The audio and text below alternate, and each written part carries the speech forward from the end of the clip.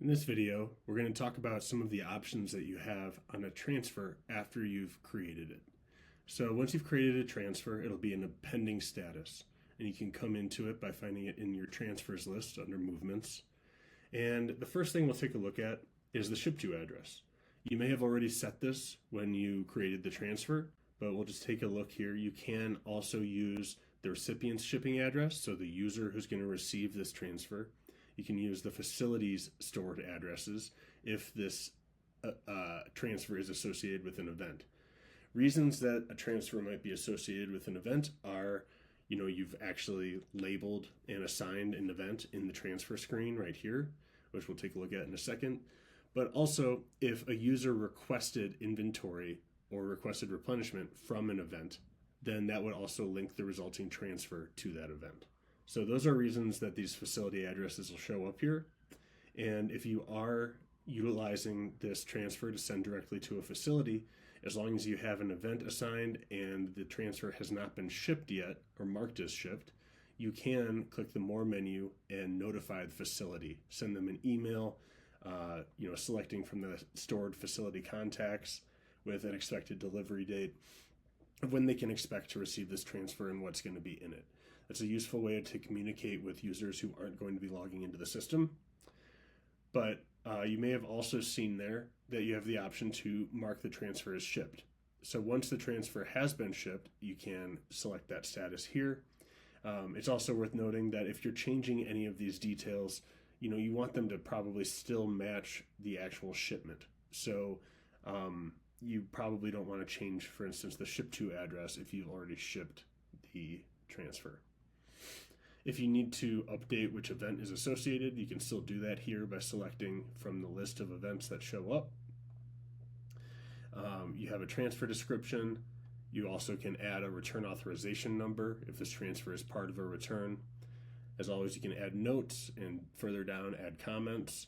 But another really key part of this is the tracking info section. So once you've actually shipped your transfer and you get a tracking number, you can select the carrier here, enter the tracking number and any associated shipping costs, and click Save.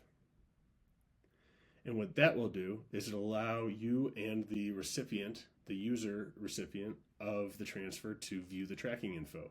It'll pull all that tracking info directly into Beacon, so they don't even have to go out to the carrier's page unless they want to. And if they want to, there's a link here for them to do that.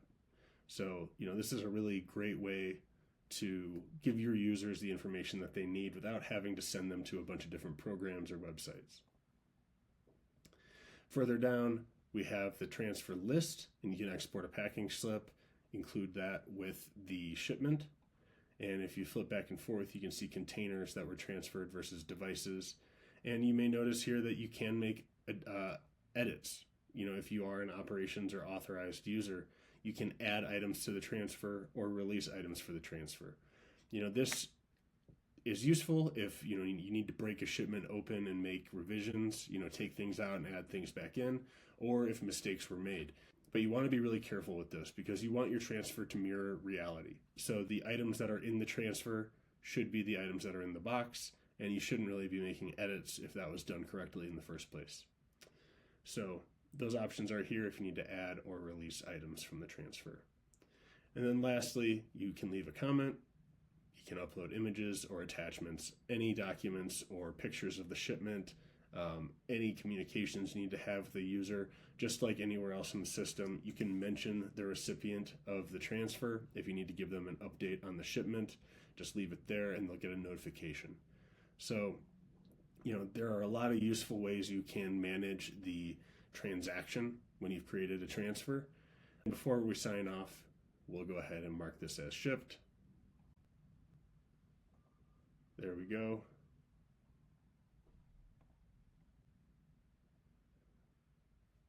Give it a quick refresh and you can see that up at the top now this transfer has a shipped tag.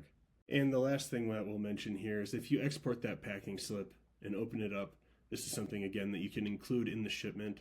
It'll have a list of all of the items in the shipment. It'll give them important information about the shipment itself, but it'll also give them these two QR codes.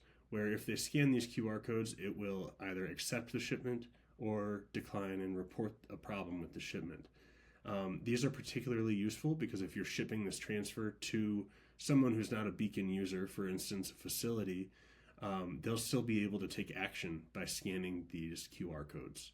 So those are some really helpful options you have once your transfer has already been created to still help manage the shipment itself and make sure it gets where it's going, that your users have the information that they need.